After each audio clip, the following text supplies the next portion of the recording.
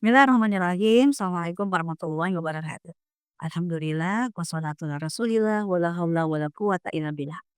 Seringkali terjadi satu konflik dalam rumah tangga soal siapa sih yang wajib masak, siapa sih yang wajib mencuci, siapa sih yang wajib beberes-beberes rumah. Emang ada dalilnya?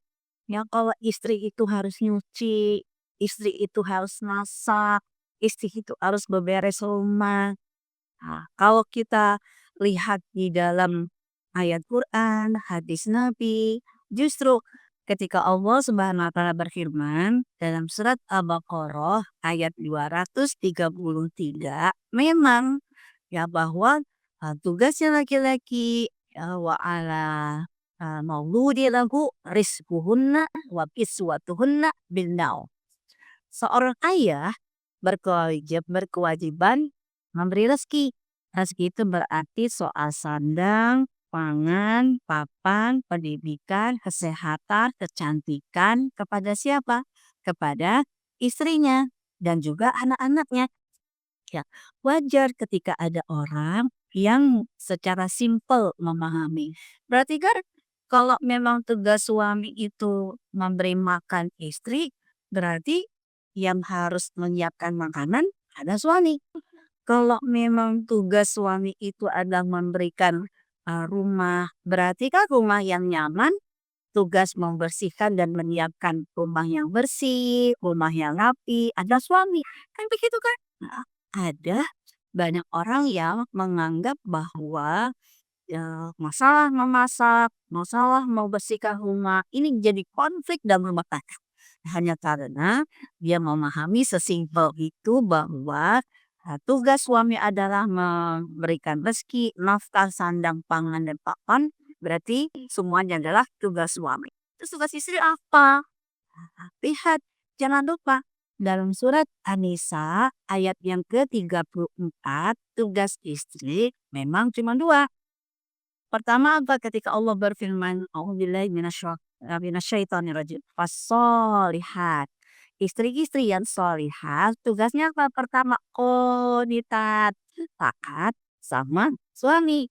Terus yang kedua, dia menjaga diri di saat suaminya tidak bersama dengan dia.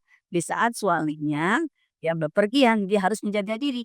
Nah, kalau kita memahami secara jelas di dalam ayat ini, tugas istri adalah taat sama suami.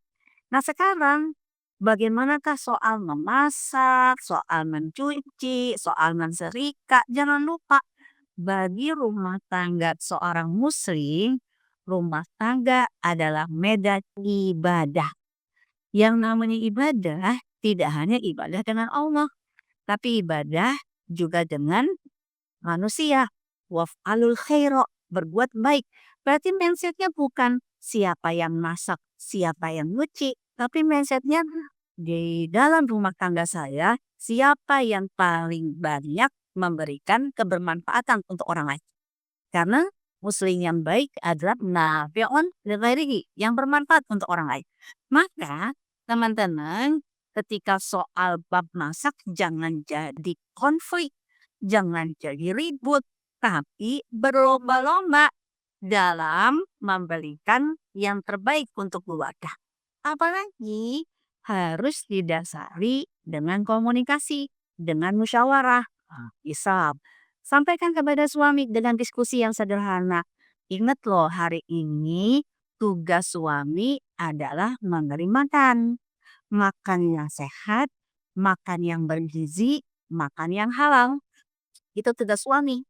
Tugas istri taat sama suami. Komunikasikan kepada suami, kalau gitu Pak, hari ini makanan sehat, bergizi, dan halal yang seperti apa yang akan kita berikan kepada anak dan keluarga kita. Kalau suami bilang, "Mah, kalau begitu hari ini kamu jangan masak. Karena kalau kamu masak, belum tentu dimakan. Yang ada mubazir. Ya udah hari ini kamu pesan aja catering sama tetangga sebelah." Kalau suami sudah mengatakan seperti itu dan istri tugasnya apa? taat sama suami, jangan maksain masak. Berarti tinggal pesen catering. Tapi kalau kata suami, iya sih kewajiban aku memberi makan yang sehat, bergizi, dan halal. Tapi aku nggak sanggup masak. Aku minta tolong sama kamu. Kamu yang perempuan punya keahlian memasak. Kamu yang paling tahu sukanya anak kita apa.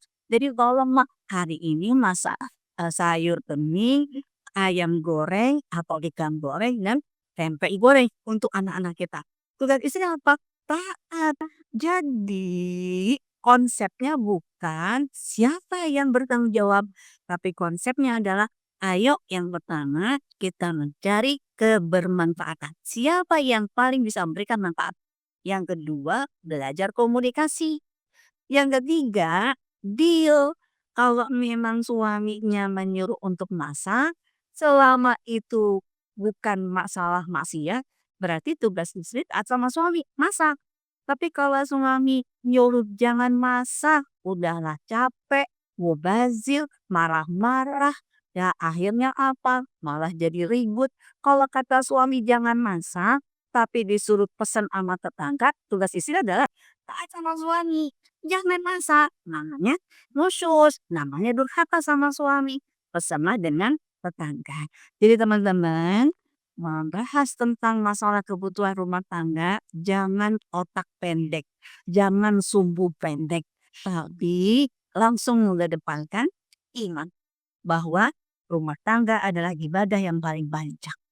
Dan saya menginginkan selama menjadi seorang suami, menjadi seorang istri adalah memberikan manfaat untuk keluarga saya. Dan bagaimanakah caranya memberikan bermanfaat? Sering-seringlah berkomunikasi kepada suami istri sehingga ada kesepakatan bersama.